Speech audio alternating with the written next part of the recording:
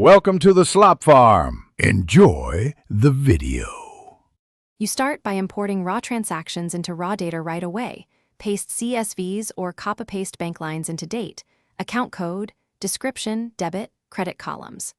Once done, create a chart map sheet that links account code to financial statement line names so Excel can roll up automatically. Make sure to normalize dates and currencies now.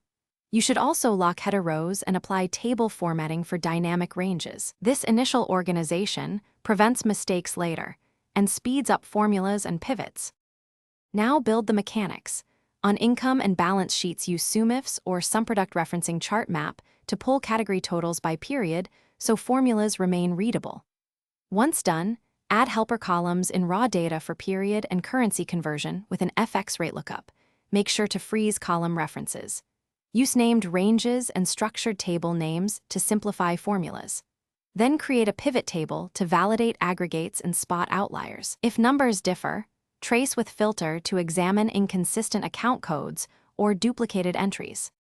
Finish by linking calculated totals into a clear financial statement layout and add subtotals and percentages for presentation.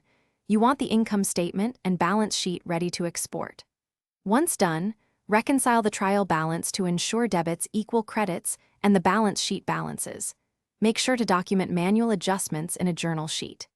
If things go wrong, use conditional formatting to highlight negative balances. Then trace precedents and filter reconciliation flag to find source rows. This targeted check quickly reveals data entry or mapping errors. Thanks for watching. Consider subscribing if we helped you today.